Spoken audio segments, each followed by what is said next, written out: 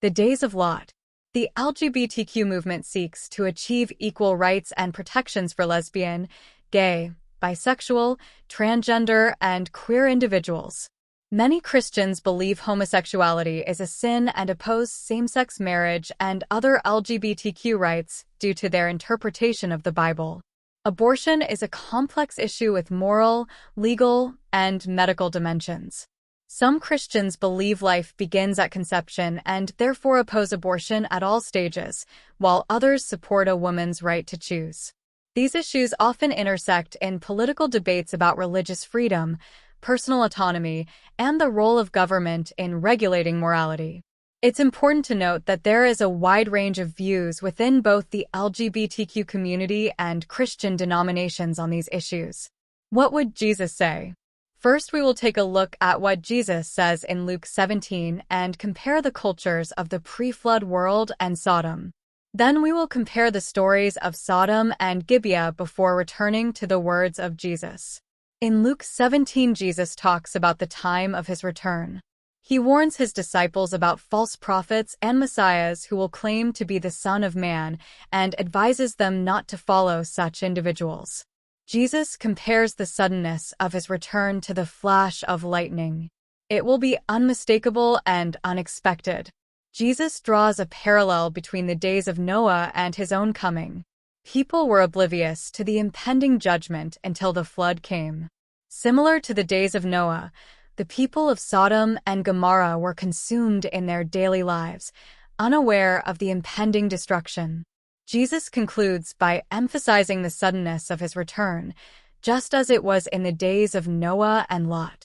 The parallels with Noah and Lot underscore the urgency of repentance and preparedness for the coming judgment. The passage emphasizes the importance of spiritual readiness over material possessions.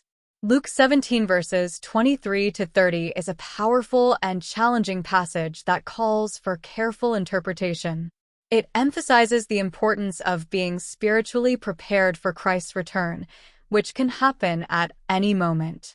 While the specific details of the end times remain a mystery, the core message of vigilance and repentance is clear. The Bible describes both the world before the flood and the city of Sodom as being filled with sin and wickedness. The specific sins of Sodom are not explicitly mentioned in the Bible, but some interpretations suggest homosexuality, rape, and failure to help the poor. The wickedness of the world before the flood is described in Genesis as encompassing all humanity.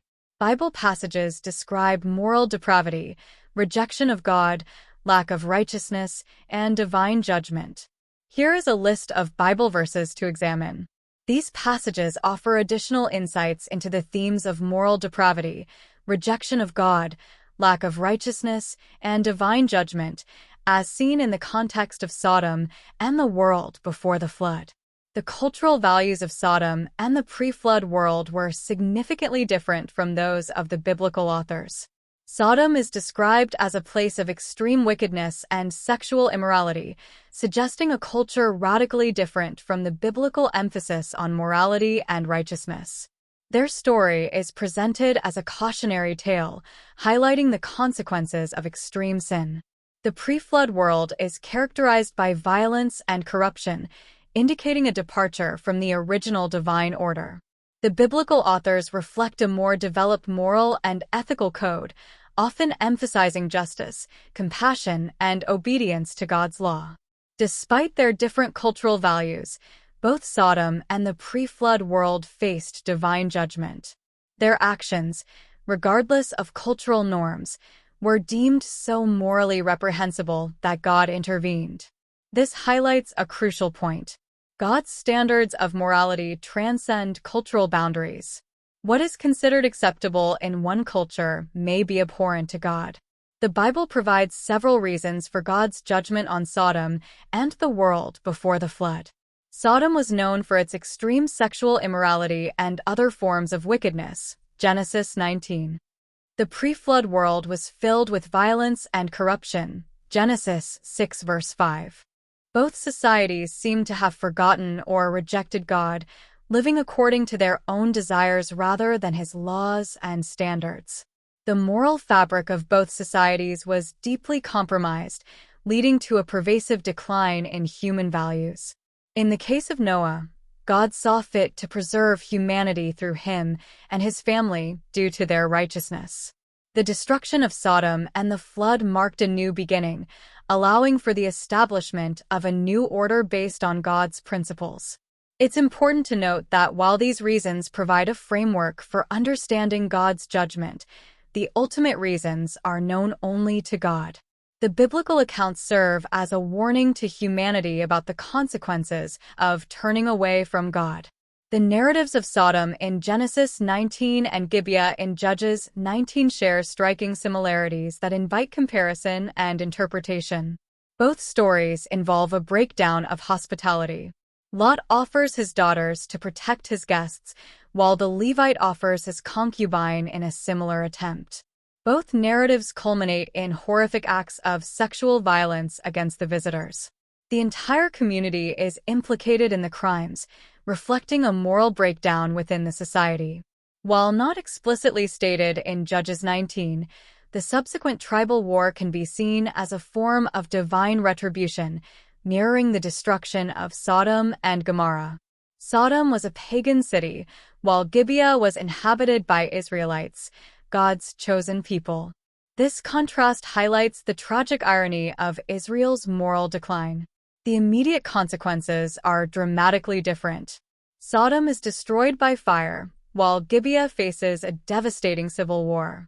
The Sodom story serves as a cautionary tale about the consequences of extreme wickedness, while the Gibeah narrative exposes the moral decay of Israel during the period of the Judges.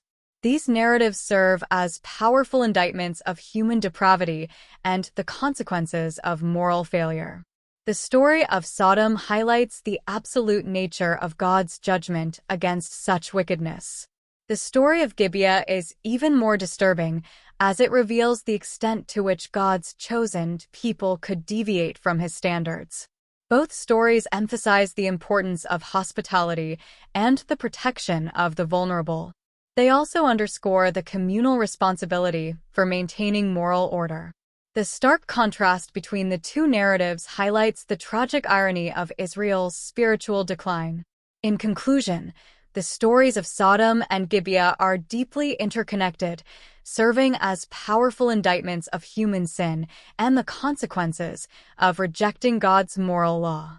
They offer profound insights into the nature of God's justice and the importance of upholding righteous standards in society. One last point about the destruction of Sodom and Gomorrah. In Genesis 18, after God reveals his intention to destroy Sodom and Gomorrah due to their wickedness, Abraham begins a series of pleas on behalf of the city's inhabitants. He starts by asking if God would spare the city if there were 50 righteous people within it. When God agrees, Abraham continues to lower the number, eventually asking if the city would be spared for the sake of just 10 righteous people. Abraham's actions demonstrate his compassion and his belief in the possibility of redemption, even within a seemingly hopeless situation. However, there weren't 10 righteous people left in Sodom after the departure of Lot and his family. In Luke 18, Jesus asks, "And shall not God avenge his own elect, which cry day and night unto him, though he bear long with them? I tell you that he will avenge them speedily. Nevertheless, when the Son of Man cometh, shall he find faith on the earth?"